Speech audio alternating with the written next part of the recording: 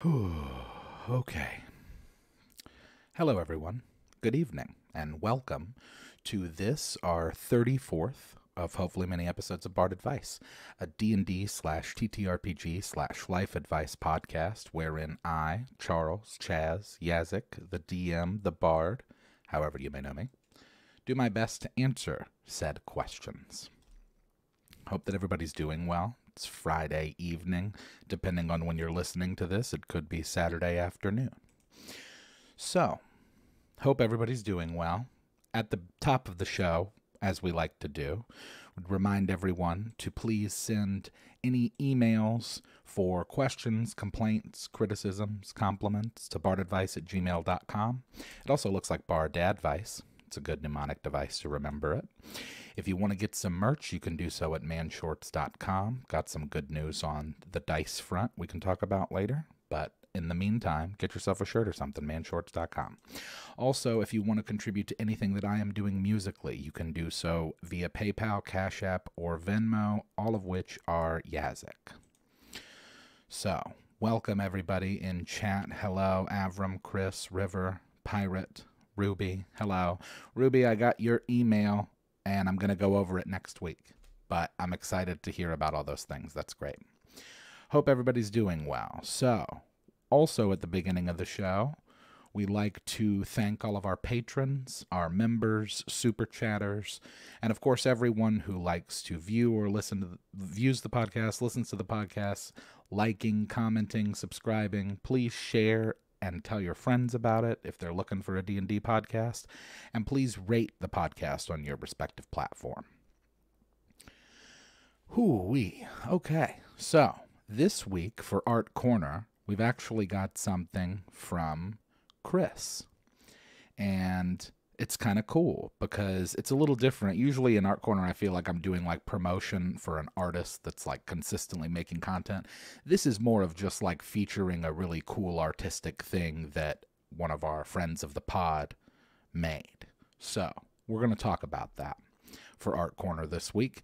It's called the D&D Battle Wagon, which I think is pretty cool. And I've got a little blurb on it, and I will flip through some images while I discuss it. So, this is from Chris, and as you can see here, this is a thing that he made. So, I'll just read the email. I'd like to send in a project I've been working on and thought it might be enjoyed on the podcast, the D&D Battle Wagon. Not sure how long you want to talk about it. Here's a summary. Before finding my current job, I used to work in aviation demolition. The job was terrible, and I was able to grab some cool pieces along the way, including a galley cart. It took a few years, but recently I was able to do something with the old thing. All in all, it took about 2 weekends to complete, from total disassembly and cleaning, painting, cutting, texturing, gluing, painting, XPS foam, and finally making the shelves. And all it took was years of waiting, hours of effort to create a more expensive alternative to a backpack.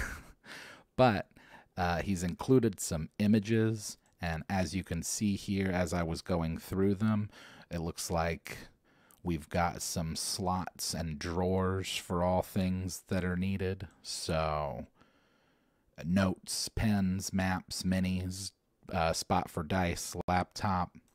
And also, I think this is cool. The last image, well, there's really 3 images per of these images, but on the left there is what it originally looked like. So, based on its original state versus what it looks like now, I think that's really, really cool. Probably was too expensive, but totally worth it. I think that's a really cool thing. I encourage people to, man, I wish I was more crafty. I mean, I'm sure that I could be if I put effort into it, but I don't know. But yeah, I think that's super cool. And hopefully it serves inspiration to others to create their own stuff. I'd really like to get into when it comes to production of that kind of stuff, I'd really like to get into doing stuff like dice towers. And on a quick note of dice, without, giving any real hard information, we are going to be releasing dice. I'm almost 100% confident that it will be this year. If not this year, early next year, but it looks like it's going to be this year. We're going to be doing 3 different sets, and at the moment, it looks like we're going to be doing those. So keep your eyes peeled for more information on that as we get it more developed and get all of the stuff ironed out and get the contracts done and get you some cool new dice. So thanks for the cool art stuff, Chris. Let's get into it. We do have some questions this week. I've got 6 questions, and I don't have any follow-ups, but I thought that we could do some chat, and also maybe talk about like good stuff of the week, because we didn't really do that last week, and we might not have done it the week before now that I think about it. But all that's to say, let's get into things. The first question that we have this week, according to my list of names, is from Jordan. And Jordan asks, "Hey Chaz, I'm the forever DM for my group, and we're starting a new campaign this weekend." Nice. It's actually a Pathfinder 2 module. The party is made up of 3 players with years of experience, 1 player who's played once or twice, and 2 brand new first-time players. Any last-minute advice for a table of mixed experience, specifically how to best pace the story/combat. Thanks for all the advice and the show.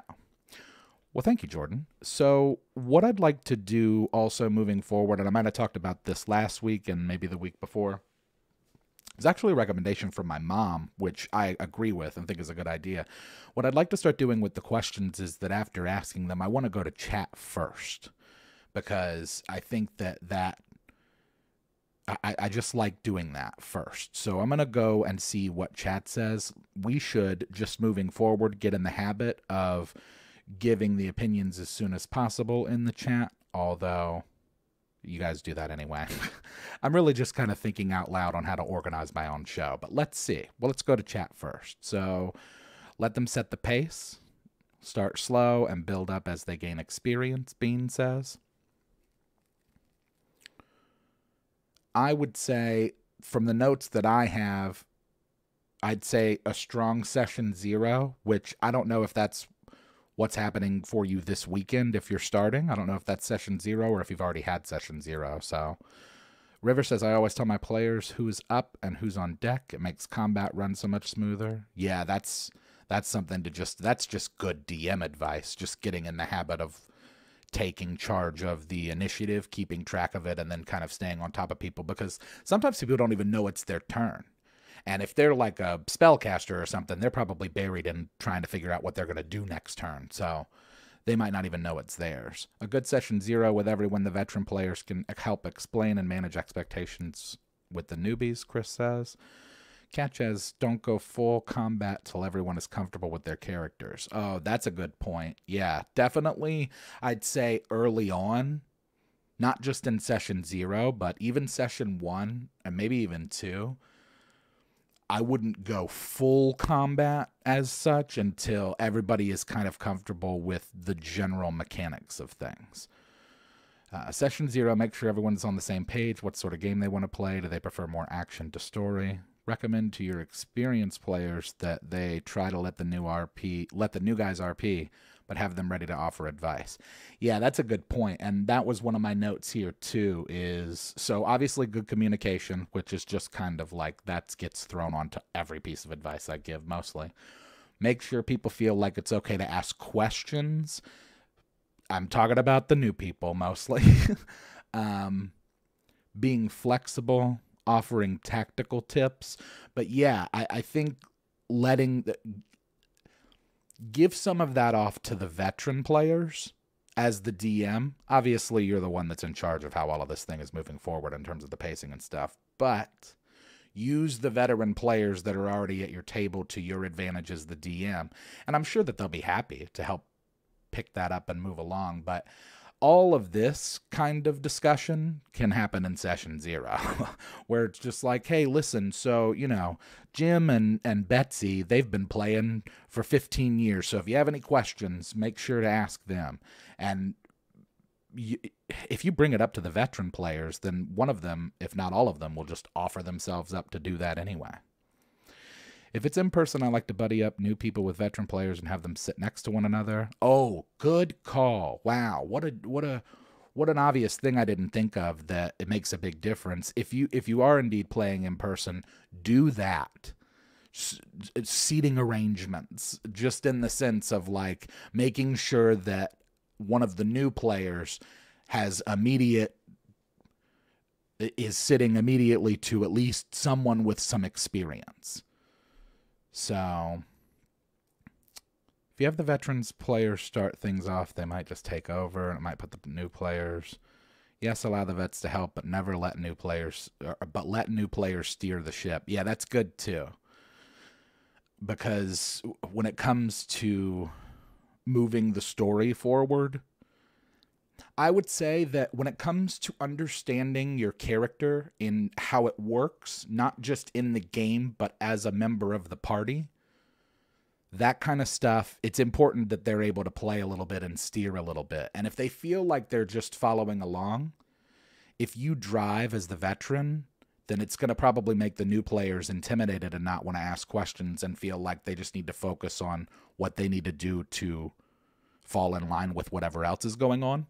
Whereas if you just kind of like let it to the new players, that kind of lets them explore things, feel it out.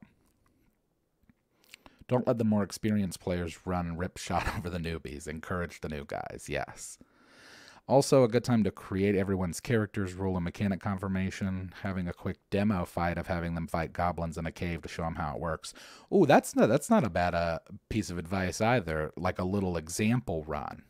That could be something you could do in session 0, where it's just, you just do a quick, almost like, it's even like more of a one-shot, where it's just like combat, where it's just like, okay, we're going to show you essentially how this works. Do that. That's a good idea. Let the newbie set the pace and keep them involved. Most definitely. This was a great question. So, yeah, it's a little bit of a balancing act, right? Because you want to make sure that everybody gets their spotlight and everybody feels like they're part of the party.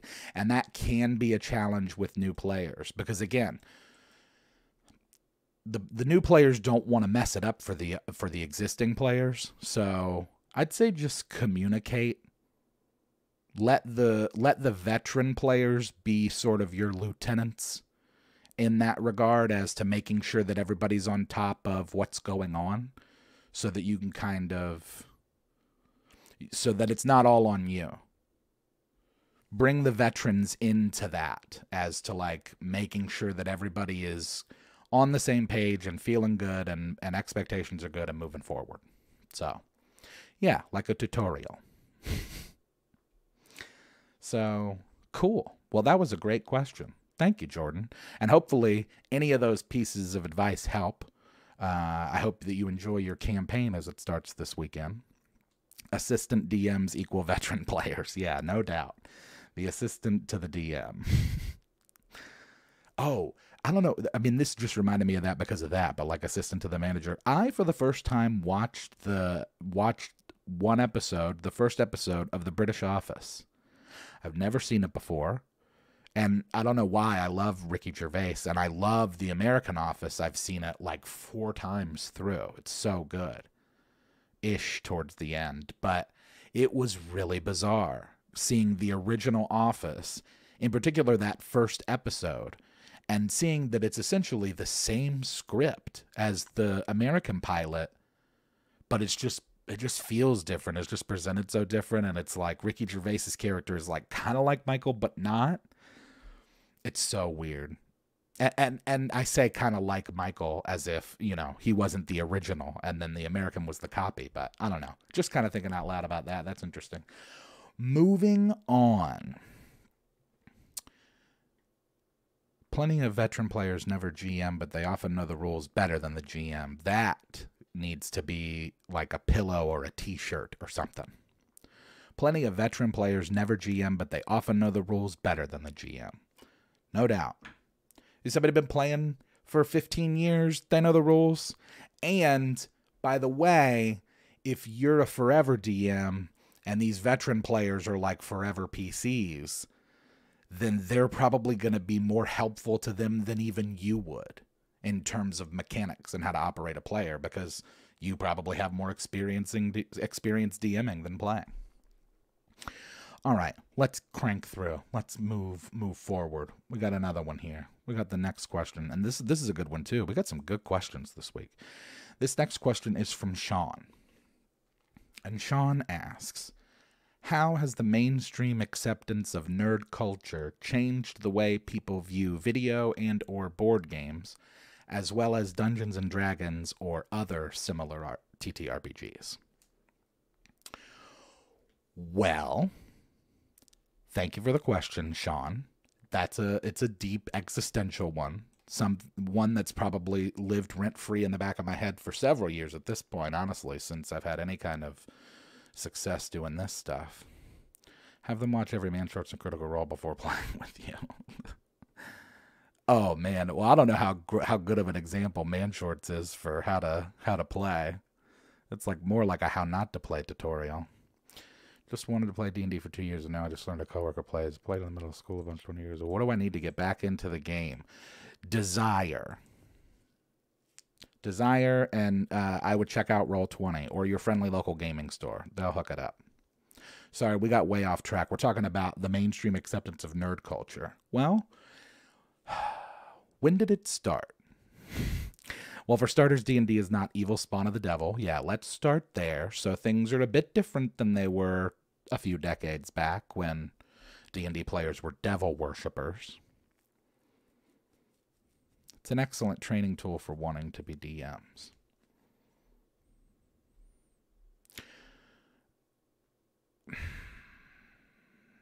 I don't know that it matters that much. The answer that I wrote, the note that I put for this question was, there's more money in it. There's more money in it now. And Pirate, you brought up Stranger Things. I feel like that's almost when it kind of started. You could argue that in media, nerd culture being a cool thing started with like Freaks and Geeks, but that was still pretty like underground. You could also argue that they're almost, you know what did it? It's the Big Bang Theory. That's what did it. And man, I never watched that show beyond season 3, so I can't really speak to it. That's a bit of a bastardized version, in my opinion, of like what nerd culture is. I feel like that show started out that way, and then once it got popular, then it kind of became a different thing. I don't know. And then by the end, it was like some weird modern day Friends or something. I don't know. But it's definitely cooler to be a nerd now than it ever was. And I really believe that the big reason for that is that the powers that be, the people with the money, the gatekeepers that are involved in, whether you want to call it Hollywood or just media in general, realized how much money there was in it. So post Stranger Things, that's when things started to take off for D&D, because around the time Stranger Things was coming out, I believe Harmon Quest was going. Critical Role obviously was a major component in like nerd, or specifically like TTRPG nerd stuff, becoming like more mainstream and like cool. And now it's gotten to a place where it's like celebrities are getting involved, and it's, that's a cool thing. It's just a different thing than it used to be. I think that nerd culture is important because, at least in my experience, in my life experience, for myself and for people around me, a lot of people that are within the nerd community are underdogs.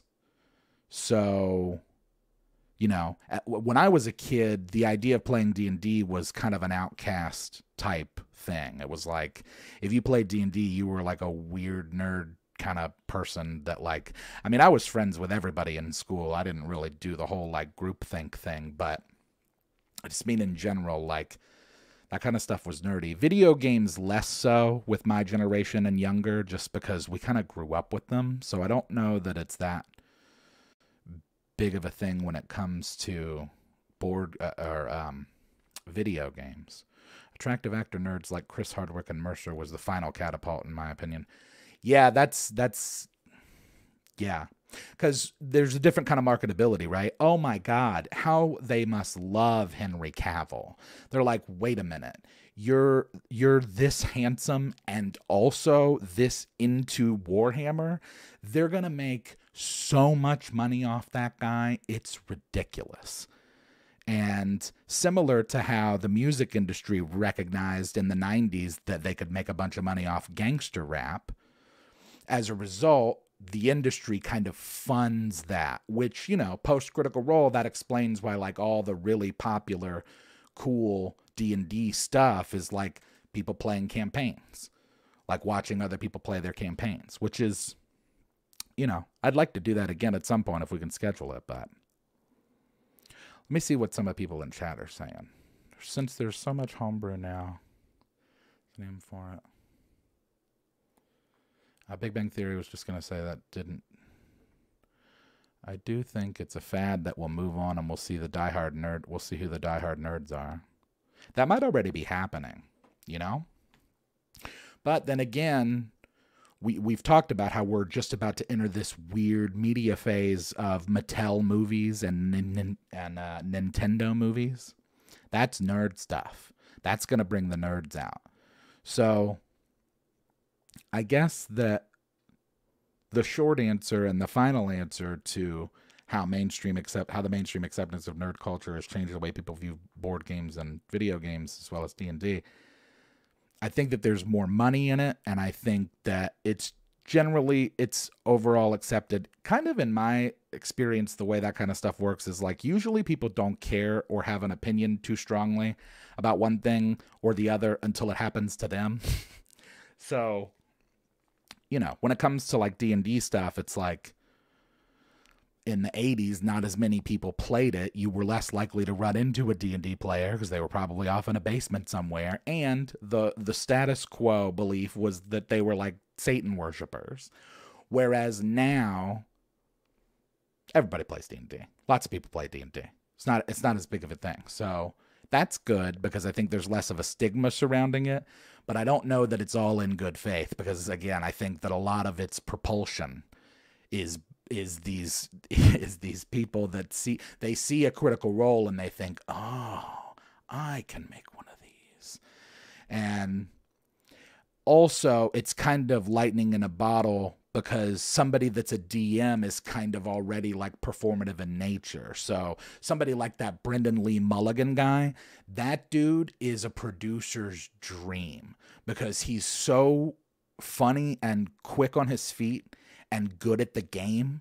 If you wanted to monetize the playing of D&D, you could do it with that guy for 15 years and just make millions and millions of dollars. So it's kind of a combination of like it just becoming more accepted overall and everybody being okay with it, as well as people with money realizing that, hey, this thing can make money, so let's throw some money at it.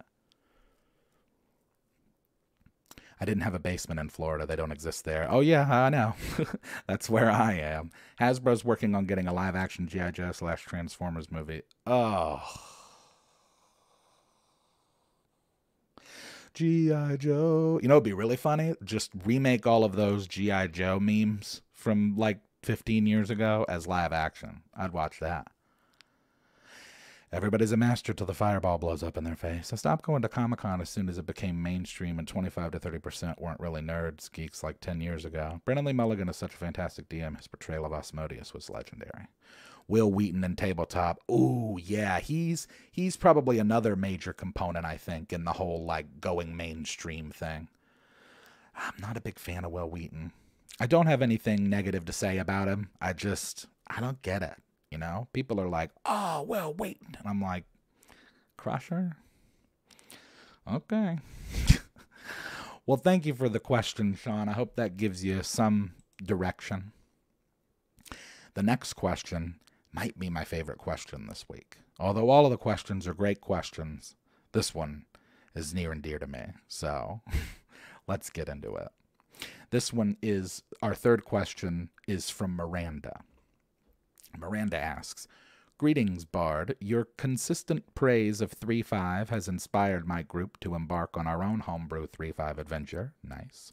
It's new for all of us but the DM, so the character creation process has had a bit of a steep learning curve. Yeah, well, 3.5. We're starting at level 7. I went human fighter, so I have tons of feats to spend. Yeah, you do. I've used feats before in 5e, but never this many. There's so many feats. Oh, dude, there's like 1,000. You've mentioned before that most of your 3.5 background as a player is as a fighter, so my question is, what do you think are the best feats to take if I want to build out a strong melee DPR fighter? Also, if it matters I'm using a great axe, it does. Keep up the great work on your shows. Thank you very much for the kind words and for the cool question. So, yeah, I'm a fighter. I have a lot of experience in running 3.5 fighters, so I don't need to even talk to chat about this because I'm just going to tell you what you need to get. So if I remember correctly, if you are a level 7 human fighter, you should have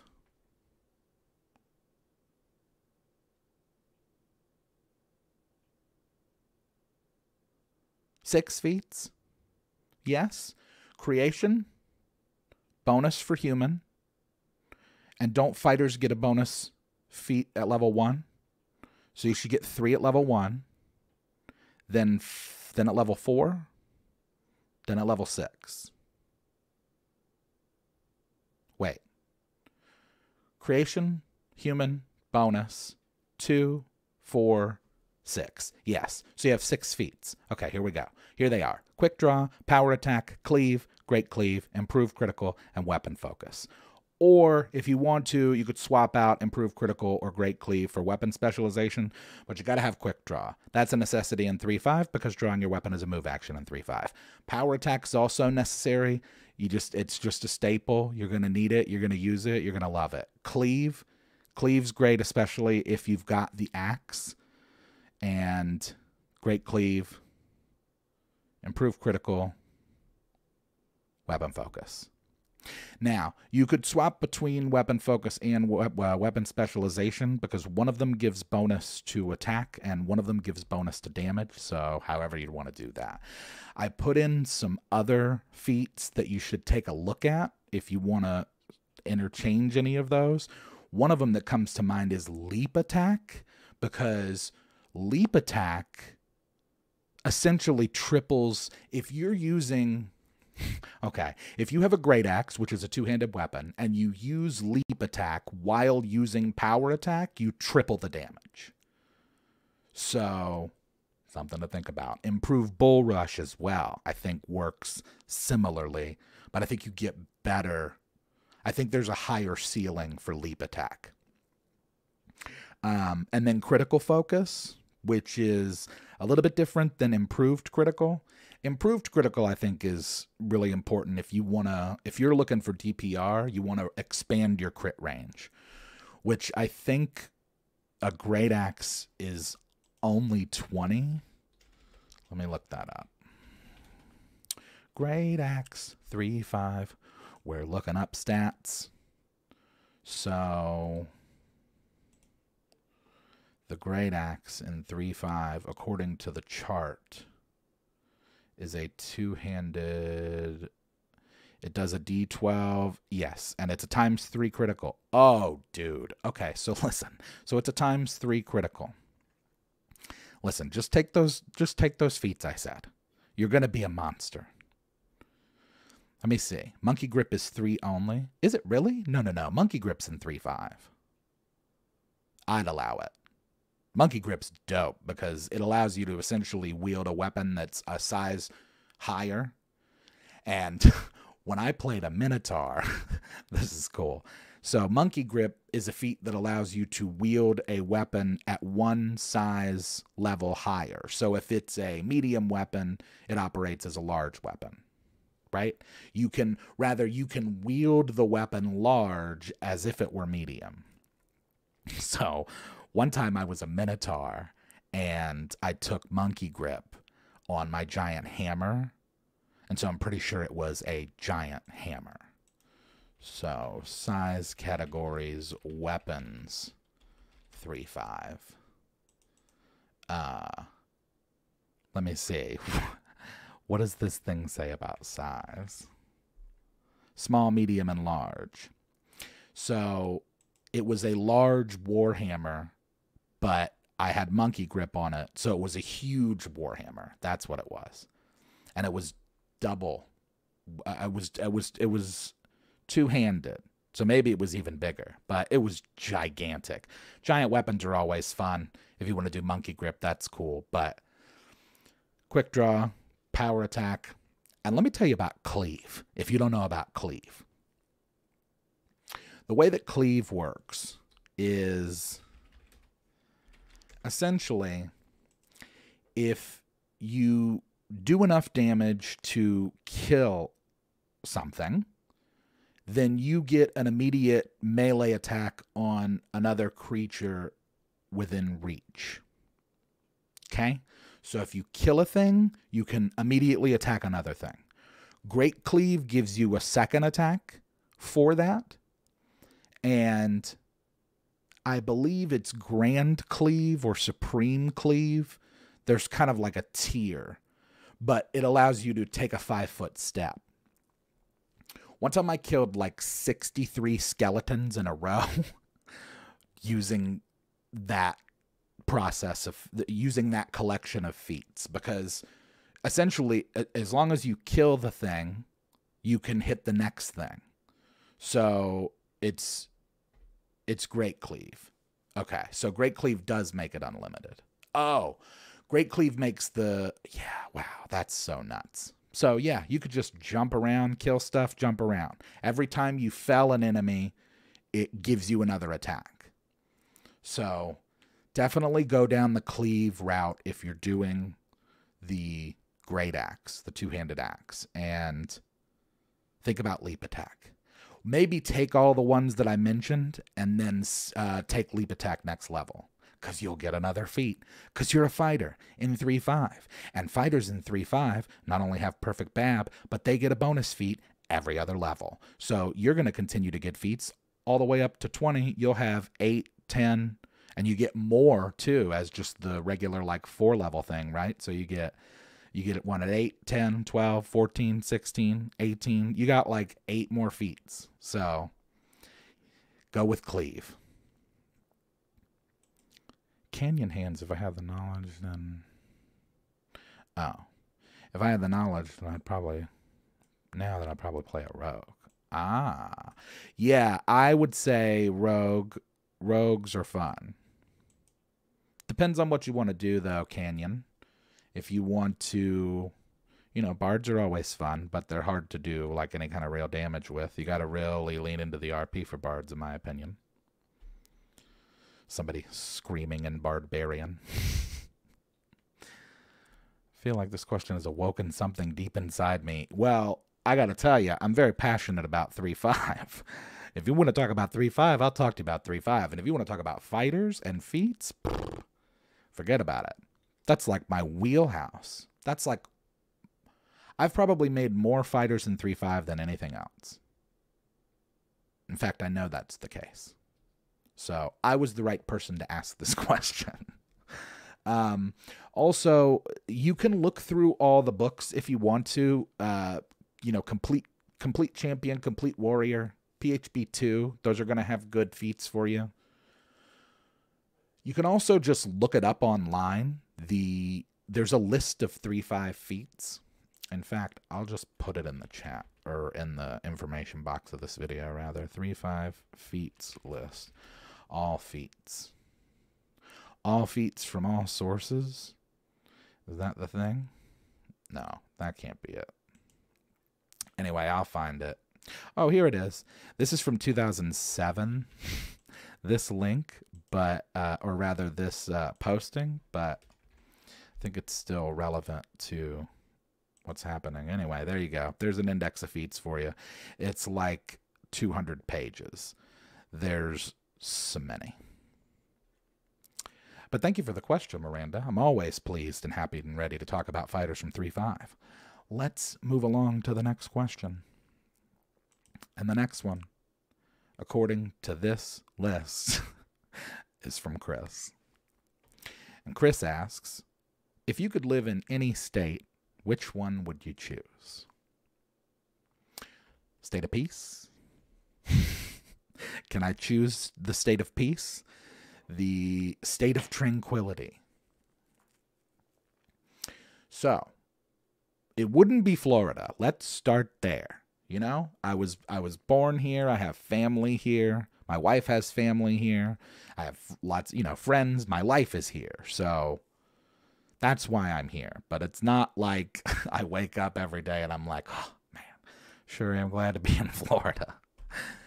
That's to say, if money were no option and friends and family were no option, if I were wealthy enough, let's say, to travel back here anytime at a moment's notice if I wanted to and it not be a big deal, then I say if I were staying in the U.S., I would go Colorado, Oklahoma, Michigan. Probably in that order. My wife and I honeymooned in Colorado. It was beautiful. I've had family out there in the past that's lived out there, and friends and family. And I don't know. It's just, I feel like that's where I belong. The mountains call to me. And Oklahoma, I lived when I was a kid in Tulsa. I only think Oklahoma just because of the weather. Now, obviously, tornadoes is problematic. Wee-woo. But beyond that, without the tornadoes, taking the tornadoes out of the equation, I remember a very, very mild and temperate climate throughout, right? So from my memory and research, the summers aren't too hot. It's not very muggy out there in the Midwest. It's, the air is dry. And the winters are not too terrible. You get a little bit of snow. Now, Michigan is like the Florida of the North. I lived there for a little while in Oscoda, which is a small city about 20 minutes north of Tawas City, which is a small city about 2.5, 3 hours north of Detroit. So if you're looking at the hand, the cool thing about Michigan is that it looks like a hand, like a mitten. I was about on the middle knuckle of the index finger. That's about where Oscoda is, right on Lake Huron. And it's beautiful up there. I'll say, I only lived there for like 6 to 8 months. Not long. From like October of 2011 to like May of 2012. So, yeah, maybe like 7, 8, 9 months. Anyway, when we left was when it was the most beautiful. We left around my birthday. In fact, I think we got home on my birthday, which is the 31st of May. And it was gorgeous. Like, I think we left Michigan like 2 days before my birthday, and it was so pretty. The spring was just like, oh, it was very, very nice. I was like, of course we're leaving now, right? Like, just when it gets to be like really awesome. Let's see. Realistically, I'd probably disappear into the woods in Montana. Oh, I don't know about that, man. Montana's like, you might as well be in space. I think when it comes to like, in terms of being cut off from stuff. Come to Oklahoma, I'll show you around. Oh, cool. Yeah, Oklahoma's cool. Colorado does get cold, yes. Let's see. Snow here only lasts a day or 3. Vacationed in Oscoda. Oh, cool. Switzerland is amazing. It's funny you mentioned Switzerland. I have a friend that lives in Switzerland, he and his wife, and their child, their little family they've got in Switzerland. In fact, she was offered a job with the company she works for, his wife, to work there. And so they moved there, and they're still there. And they've been there for a long time, and they love it there. So the good news is if I ever decide that I do want to up and move to Switzerland, I've got people there. So it wouldn't be like I was totally, like my wife and I were totally alone. We'd have some form of reference, some reference point. Grew up in Florida, been in Colorado forever now. You miss the ocean, but the mountains are something else. Don't miss it's not this. First of all, we're going into hurricane season, and it's going to be rough, I imagine, with how hot it's been. It's been so hot. And also, yeah, I don't know about the beach just in general. Between the seaweed and like the ocean life going ham, sharks are getting more aggressive. They're popping up more. Not for me. Listing at 1.5 speed to catch up. Oh, that should be interesting with me. Thank you, Steve. Appreciate it.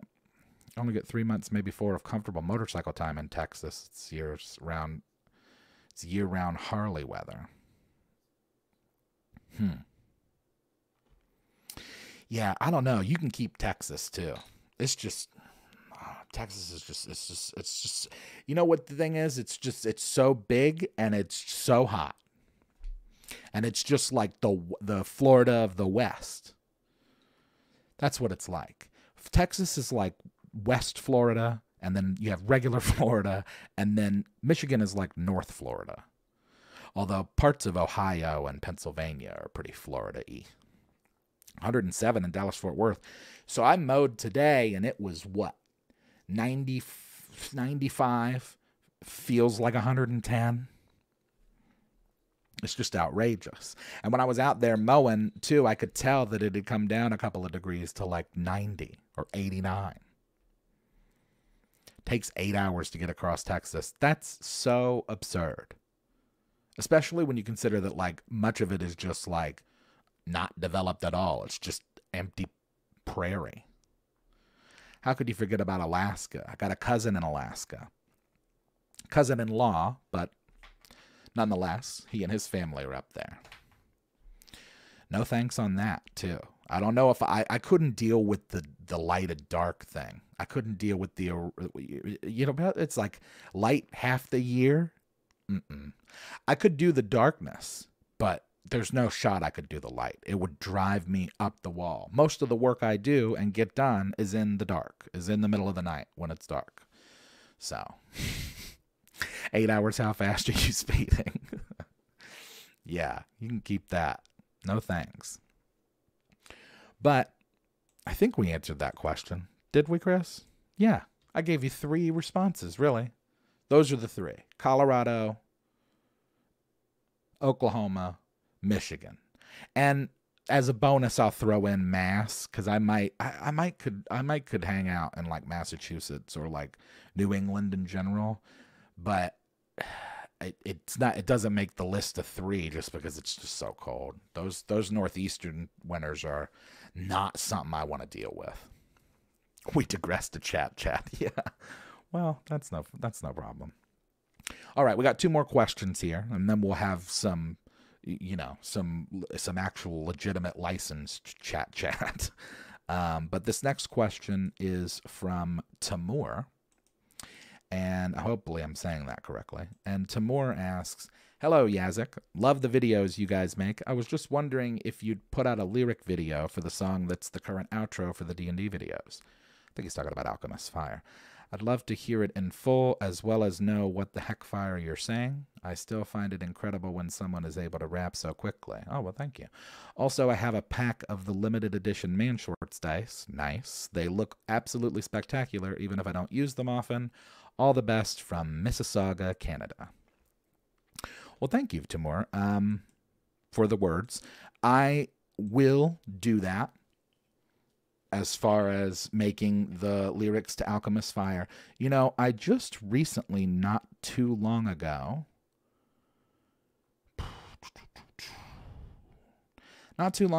I had an exchange with someone where we discussed those lyrics.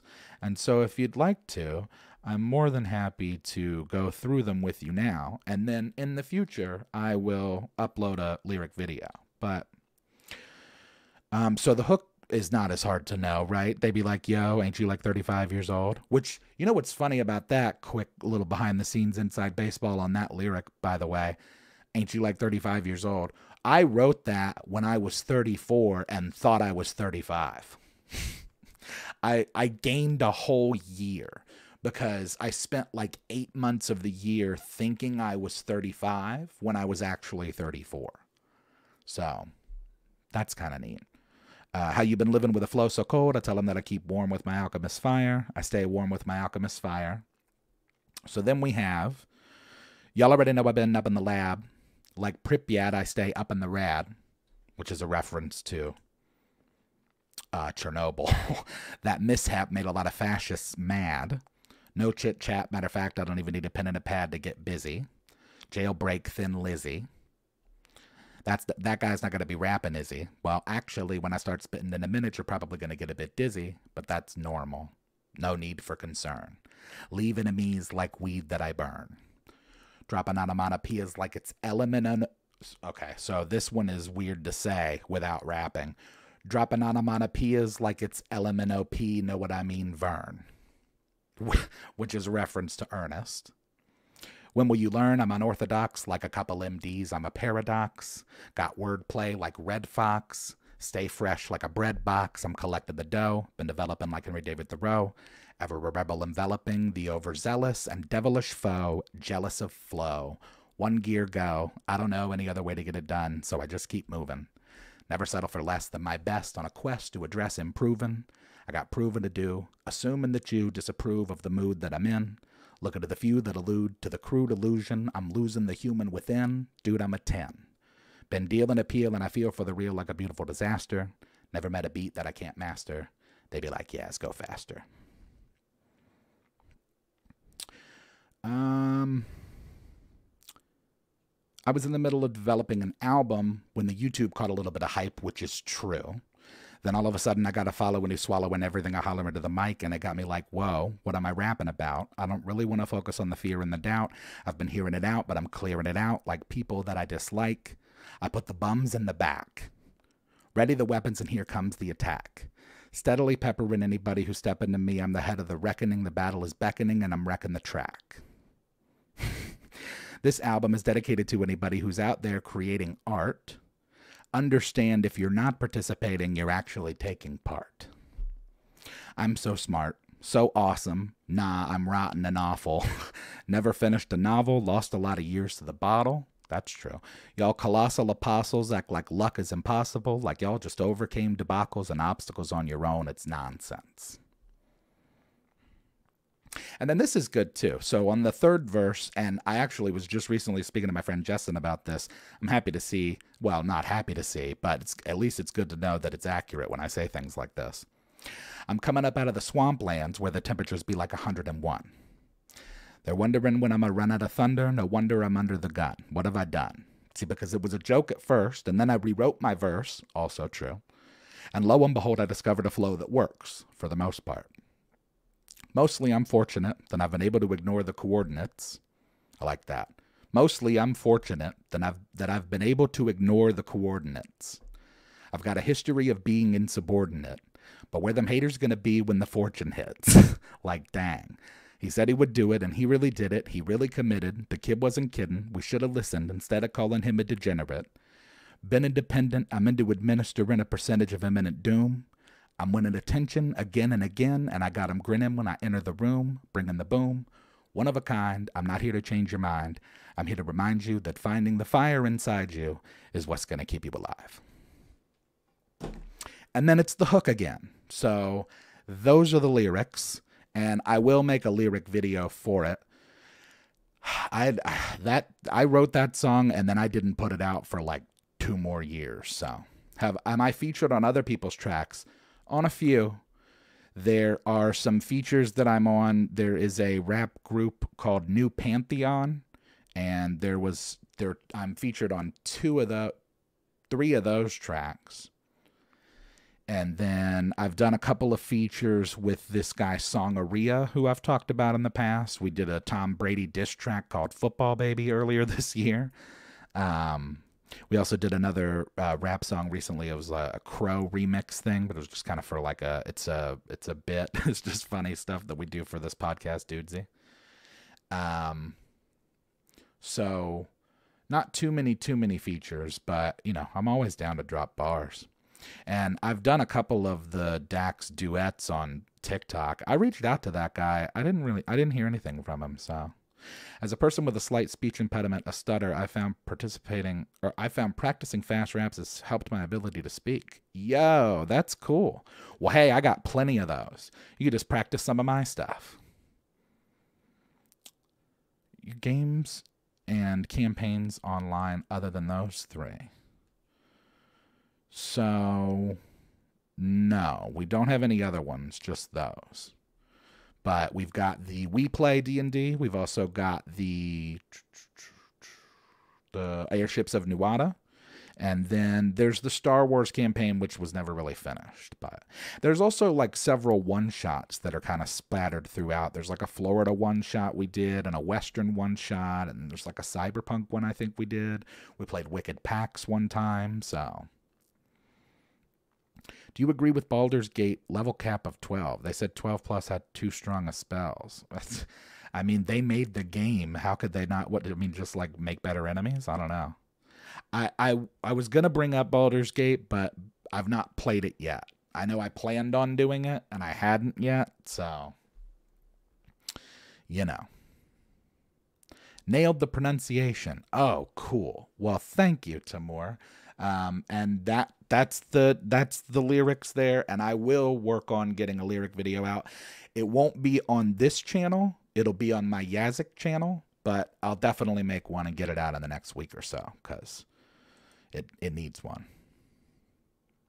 All right, so let's do one last question, and then we'll do some chat. Man, we've been flying by today. I don't know how it happens. This last question is from Game Master Toro, and it's less of an advice question and more just kind of hey, here's a cool thing I did, what do you think of it? So let's get into that. Hey Yazik, big fan of the show. I wanted to get your take on a reward system I used in Pathfinder and 5e. I call it reward tiers. By default, my players got rewards in this order during sessions: experience, gold, loot, reputation, promotion. My house rules let them rearrange these in an order of their choosing during character creation. After they choose, the selections were locked in until they made a new character. With each completed story, they'd gain the next reward in sequence. Experience was your typical level up. Gold influenced any relevant currency. Loot included magical items of various rarities. Reputation, or NPC favor, helped them earn extra influence with NPCs, and promotion helped them move up in their respective professions or organizations. Do you think this kind of choose-your-own reward system could still work today? I'd love to hear your thoughts on what kind of reward progression you've used in the past. Thanks for your time. Well, thank you for the question, Game Master Toro. I think that's a really cool thing, mostly because it gives... It's just an additional customization feature for players to really get into the nitty-gritty of their specific character and what their specific character's needs and wants are. So in the past, and I've talked about this before, I have used reward systems based upon kind of similar, but just with less organization. So for me, I've talked about how one of the things I like to do when you do rewards for like weapons and items and stuff is to specify, to make it specific for the character, not just for their capabilities and like what they're about, but also like if you can add a personal touch in there, that's really cool. And what you've done is you've given that power to the player. Right? So you've just said, listen, this is what it is. You're going to get X number of rewards in whatever order essentially you choose. And so to your point about like magic items and weapons and stuff, if I'm like a Sork or a Warlock, I don't care about most of the stuff on the list but magic items. Whereas if I'm a Bard, I'm probably going to lean into the rewards for reputation, right? For NPC favor. It's just like, I don't know, you have more control of your player's progression, of your character's progress and development. So I'm seeing in chat that the simple answer is yes. I agree. I think it could still work. I don't see why it couldn't, based on whatever the addition is. It's just as long as everybody's on the same page with how it works, then I think you could totally do it. Let's see. With inspiration points, if it works for your group, keep using it. It could be a way to limit or control character out of game activities. Being handed out, that's not a bad idea for them to steer their own character. River says I do a fusion of experience and milestones. The more things my players do, the more they're rewarded. Oh, that's a good idea. Hello, Mikey or Mickey. Welcome. For loot, I usually have the players roll for the highest, or rather, I'd rather have players roll for it. Highest roll gets the item, then they can barter for the item with someone wanted it who didn't win the roll. That's pretty neat. So you just kind of roll for it. I do like this just from a pure customization standpoint, because again, as the DM, I try to do this already, and your system actually makes that easier, just because it really puts the player in the driver's seat as to what they're moving for. So, oh, good. I'm glad that you enjoyed it, Tamura. Fat thumb sent message in the middle of it. Oh, no worries, dude. I have hot dog thumbs. I say it all the time. You could probably, if you did like a, what do they call it? If you did like an audit on like the text message chains that I have, you'd probably find that like 30 to 40% of the texts I send have a V on the end of them because fat thumbs. So I definitely feel that. But I think this is a really cool thing, and I think that it could work now. So I'd say keep it up and go for it.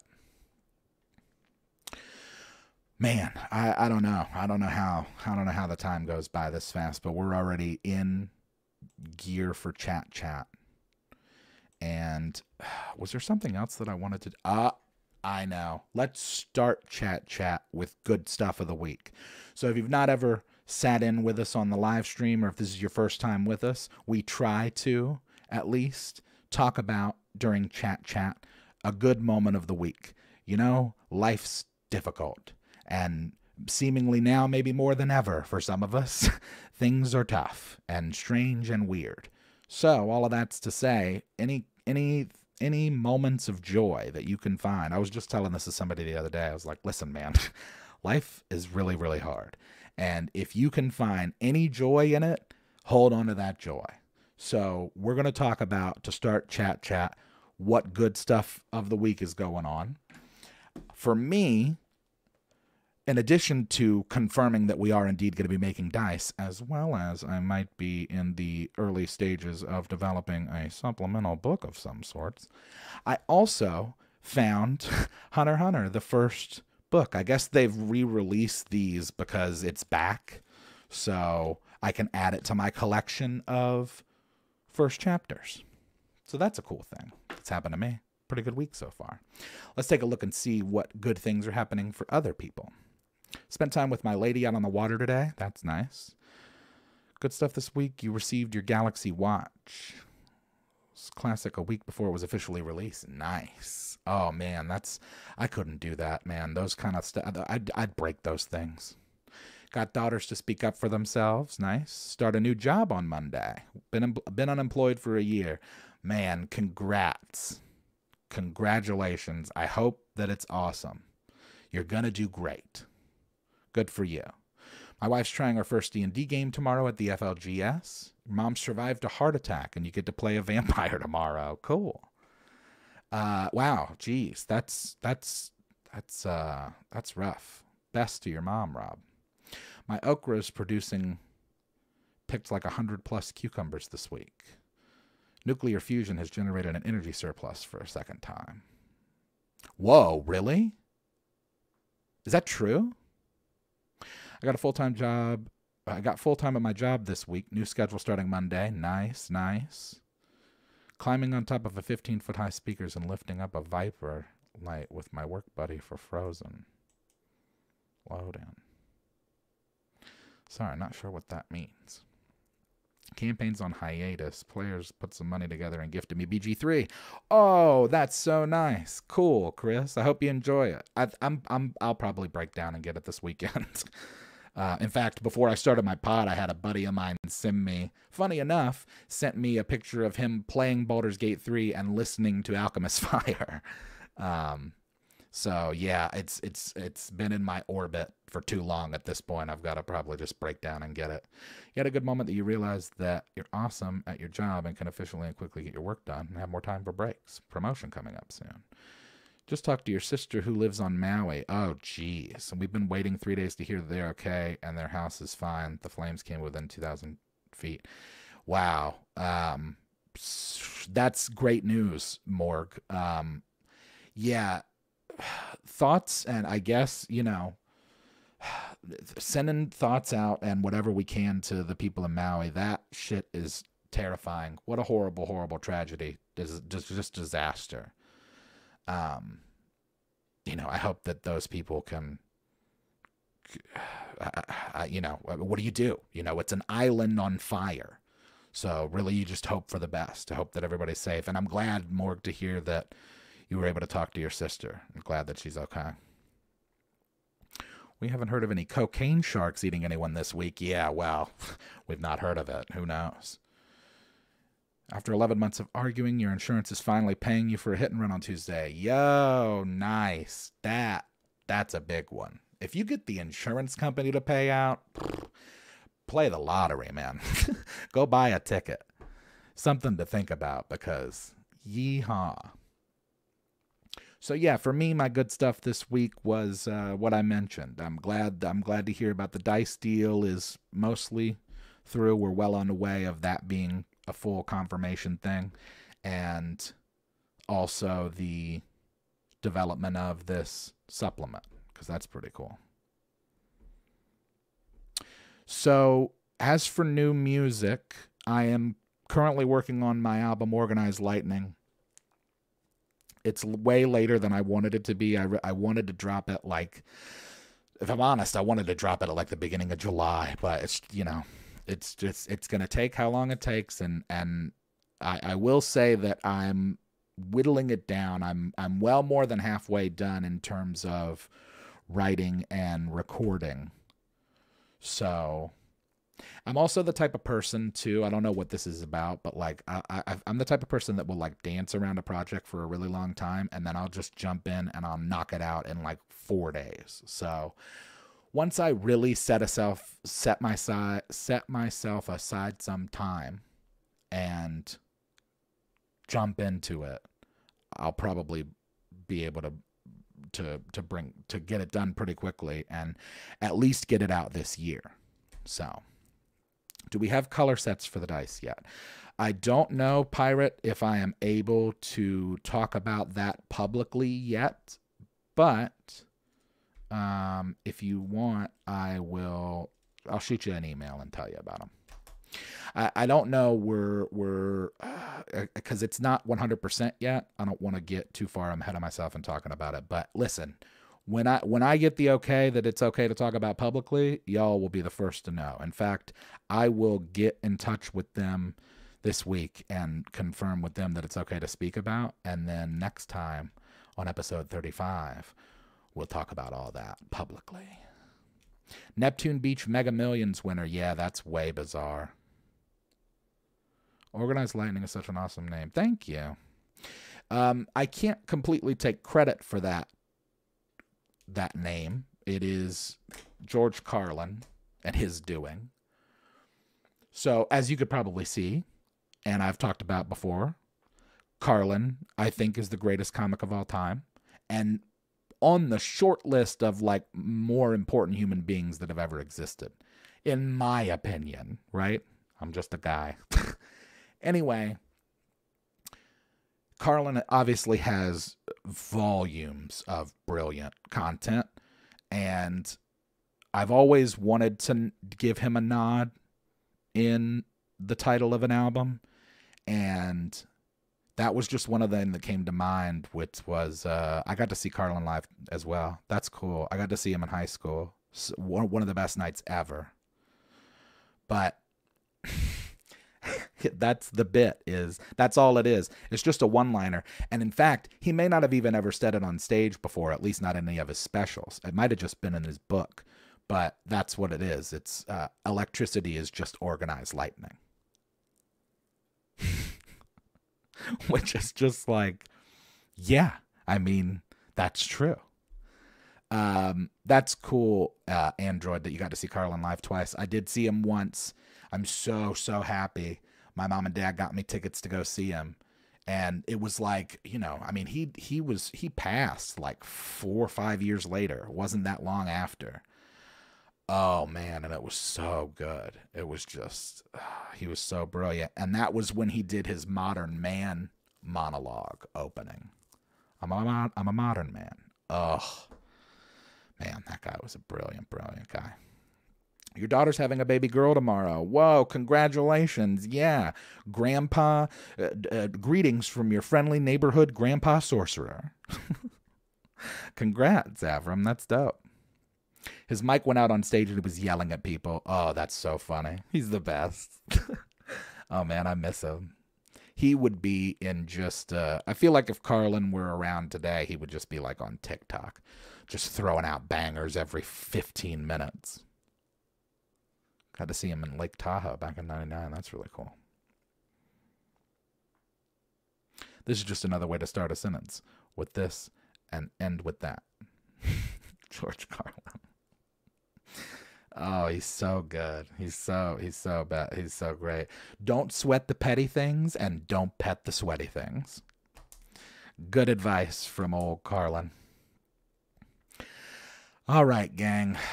Well, here we are again at the end of things. I can't believe we got through it this week. I hope that everything is going well for everybody as well as it can. Before we get out of here, let's just do another quick reminder to please send questions, send your complaints, compliments, criticisms, colloquialisms to bardadvice@gmail.com. It also looks like bardadvice. If you want to get merchandise, you can do so at manshorts.com. And if you'd like to contribute to anything that I'm doing musically, including my album Organized Lightning that I'm in the process of developing, you can do so by contributing directly, PayPal, Cash App, Venmo, all of which are Yazik, Y-A-H-Z-I-C-K.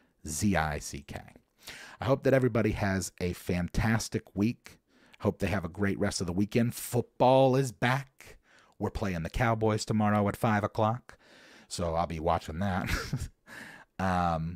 But yeah, that's it, gang. I hope everybody has a great week. We will be back next week, same Bard time, same Bard channel, 10 p.m. Eastern on the Man Shorts YouTube channel. The audio for this podcast will be available at 12 p.m. tomorrow, 12 p.m. Eastern, Saturday, and we will see you next time. Hope everybody